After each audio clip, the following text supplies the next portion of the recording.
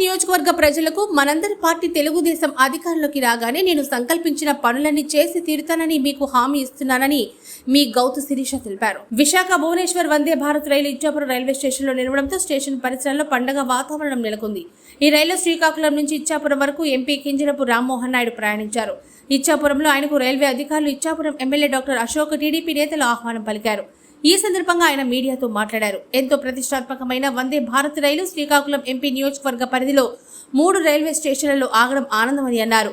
ఢిల్లీలో రైల్వే మంత్రిని కలిసి తన నియోజకవర్గ పరిధిలోని రైల్వే సమస్యల పరిష్కారానికి విన్నవించగా ఒకటొకటిగా పరిష్కారం అవుతున్నాయని అన్నారు. త్వరలో మరెన్నో సూపర్ ఫాస్ట్ రైళ్లు ఇచ్చాపురంలో ఆపే విధంగా ప్రయత్నాలు చేస్తున్నట్లు చెప్పారు.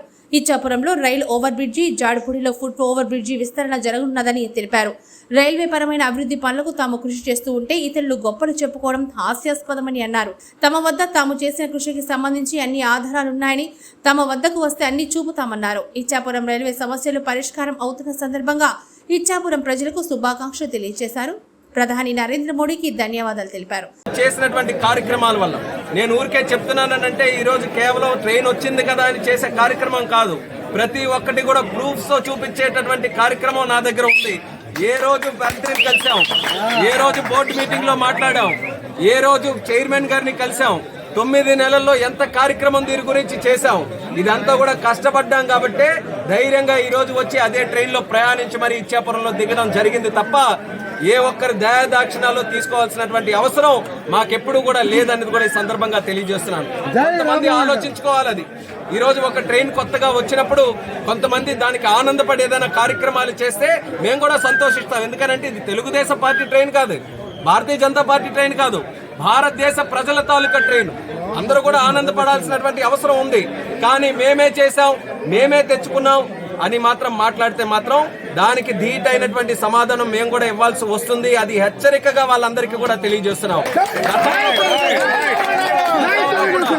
గతంలో కూడా ఒక ట్రైన్ ఎక్స్టెన్షన్ జరిగినప్పుడు దాని గురించి ఎంత పోరాటం ప్రయత్నం చేసామో 4 సంవత్సరాల నుంచి జరిగింది. అది మనకి ప్యాసింజర్ ఎక్స్ప్రెస్ పలాస నుంచి బరంపూర్ ఎక్స్టెన్షన్ కోసం 4 సంవత్సరాలుగా కోవిడ్ టైంలో పట్టుకొని అప్పటి నుంచి కూడా పోరాటం చేస్తూ వచ్చాం. దానికి సంబంధించి ఎన్ని లెటర్లు ఇచ్చాం, ఎన్ని మీటింగుల్లో మాట్లాడాం, పార్లమెంట్ లో ఎలా లేవనెత్తాం, అన్ని కూడా రికార్డ్స్ తీసిన తర్వాత ఈ రోజు దానికి సమాధానం చెప్పుకోలేకుండా ఉన్నారు. మరి అదే రకంగా వందే భారత్ ట్రైన్ కూడా పలు సందర్భాల్లో పోరాటం చేస్తే దాని గురించి మాట్లాడితే ఈ రోజు ఇక్కడ వచ్చింది కదా అని చెప్పి వాళ్ళు పార్టీ పరంగా ఈ రోజు ఏదో కార్యక్రమం ఎన్నికలు వచ్చాయి కాబట్టి ఈ రకంగా చేస్తామనంటే ఏ ఒక్కరు కూడా నమ్మే పరిస్థితుల్లో లేరు. ఇది అందరి తాలూకా ట్రైను. ఆ రకంగా దీన్ని కానీ గౌరవించుకొని వాళ్ళు చేస్తుంటే వాళ్ళకు ఉన్నటువంటి కనీస గౌరవమైన దక్కేదేమో. ఈ రోజు ఈ రకంగా ట్రైన్ తాలూకా ఇక్కడే కాదు నేను చూసింది, పలాసలో కూడా అలాగే చూశాను. నేను పలాసలో కూడా అక్కడ ప్రాతినిధ్యం వహిస్తున్నటువంటి వ్యక్తి ఈ రోజు నేను ఎన్నో కార్యక్రమాలు చేసి అక్కడ డెవలప్మెంట్ కోసం చేయాల్సి వస్తే తీరా ప్రారంభోత్సవ దినోత్సవం నాడు పార్టీ తాలూకా జెండాలు తెచ్చి కార్యక్రమాలు చేస్తున్నారు. అంటే ఇది ఒక చెడ్డ కల్చర్ లాగా ఈ రోజు తయారైంది. చేసింది ఏమీ ఉండదు కానీ ఆ టైం వచ్చినప్పుడు డప్పు కొట్టడానికి మాత్రం అందరూ కూడా వస్తున్నారు. అయితే నాకు వేరేగా కోపం ఏమీ లేదు. ఎందుకంటే ప్రజలకి తెలుసు, ఇచ్చాపురం ప్రజలకి తెలుసు ఎక్కడ ఏ కార్యక్రమాలు ఎవరు పట్టుబట్టి చేస్తున్నారనేది వాళ్ళకి తెలుసు. కాబట్టి మేము వాళ్ళతోనే ఈ రోజు కనెక్ట్ అవ్వడానికి మేము ప్రయత్నం చేస్తున్నాం. ఇంకెవరు ఎన్ని డప్పులు కొట్టుకోవాలన్నా సరే ఏ ఒక్క విషయంలో కూడా మేము ఇబ్బంది పడేది కానీ అధైర్యపడే విషయం అయితే మాకెక్కడా కూడా లేదు. మేము ధైర్యంగా ప్రజల దగ్గరికి వెళ్తాం. మేము చేసినటువంటి కార్యక్రమాలు మేము తెలియజేసుకుంటాం. ఇంకా చాలా ఉన్నాయి. పూరి అహ్మదాబాద్, హౌరా యశ్వంతపూర్ ఈ ట్రైన్స్ కూడా రిక్వెస్ట్ చేశారు. దాని గురించి కూడా మేము పోరాటం చేస్తున్నాం. రేపు అవి కూడా అయ్యే అవకాశాలు ఉన్నాయి. కానీ అది అయినప్పుడు ఏమవుతుంది, మళ్ళీ డప్పు కొట్టుకోవడానికి వాళ్ళందరూ కూడా వస్తారు. చేసింది ఏమీ లేదు. కానీ నేను ఇచ్చాపురం ప్రజలకు అందరికీ కూడా తెలియజేసేది, ఇక్కడ అమృత్ భారత్ స్టేషన్ కింద కూడా 17 కోట్ల రూపాయలతో ఈ యొక్క స్టేషన్ ని ఆధునీకరణ చేయడానికి కూడా మనం కేటాయించాం. అలాగే మీరు అనుకోవచ్చు ఇక్కడ వాళ్ళు ఫైట్ చేస్తున్నారు కాబట్టి ఇచ్చాపురం వస్తుందని. కానీ ఇచ్చాపురం ఎందుకు వస్తుంది? ఇచ్చాపురం వస్తుంది, పలాస వస్తుంది, నౌపాడ వస్తుంది, శ్రీకాకుళం రోడ్డు వస్తుంది. ఇలా 4 ప్రధానమైనటువంటి స్టేషన్లు అన్ని కూడా వస్తున్నాయి. ఇలా ఇదొక్కటే వాళ్ళ దగ్గర వాళ్ళు ఇక్కడ ప్రాతినిధ్యం వహిస్తున్నారని, వాళ్ళు ఇక్కడ ఉన్నారని వాళ్ళు క్రెడిట్ తీసుకోవడానికి అలా చేస్తే అది తప్పుడు కార్యక్రమాన్ని కూడా ఈ సందర్భంగా తెలియజేస్తున్నాను. ట్రైన్ వచ్చింది, ఆగింది. ఆనందపడండి, ఉత్సాహపడండి.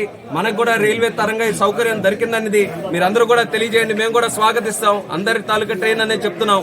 కానీ ఈ రోజు లేనటువంటి విషయాల్లో దూరి మరి క్రెడిట్ తీసుకోవాలని చూస్తే మాత్రం దానికి ఖచ్చితంగా మా తరపున మేము కౌంటర్ ఇవ్వడానికి మేము సిద్ధంగా ఉన్నామనేది కూడా తెలియజేస్తున్నాం. మా దగ్గర ప్రూఫ్స్ తో సహా ఉన్నాయి. ఎప్పుడు ఏ కార్యక్రమం కోసం మేము ఎంత పోరాటం చేసాం, ఏ రకంగా గట్టిగా లేవనెత్తామని. ఈరోజు డిఆర్ఎం గారు కూడా నిన్న కాక మొన్న కొంత ప్రచారం చేశారు ఇచ్చాపురం లేదని ప్రచారం చేసిన తర్వాత డిఆర్ఎం గారు కూడా మాట్లాడారు. సార్, వచ్చినటువంటి స్టాప్ లో 2 ఉన్నాయని అంటున్నారంటే వాళ్ళు కూడా మళ్ళీ మేము బోర్డులో పెడతామండి, మేము ఖచ్చితంగా ఇచ్చాపురం ఉన్నట్టు కూడా చూస్తాం, ముందు లిస్టింగ్స్ లో కూడా ఉందని చెప్పి మళ్ళీ పూరి వెళ్తున్నటువంటి ట్రైన్ ని భువనేశ్వర్ గా మార్చి ఈ రోజు విశాఖపట్నం భువనేశ్వర్ ట్రైన్ గా మార్చి ఇచ్చాపురం స్టేషన్ కూడా ఈ రోజు కేటాయించడం జరిగింది. కాబట్టి దాని పరంగా కూడా ఎవరికైనా ఎటువంటి సందేహాలు ఉంటే అవేవి కూడా అవసరం లేదు. ప్రతిరోజు కూడా ఈ ట్రైన్ ఇచ్చాపురంలో ఆగబోతుంది. చాలా చక్కనైనటువంటి ట్రైన్. ఈ రోజు ప్రయాణం చేసాం, సుమారు 2 గంటల పాటు ట్రైన్ లోనే కూర్చున్నాం. అసలు ఫెసిలిటీస్ అన్ని కూడా చాలా అత్యద్భుతంగా ఉన్నాయి.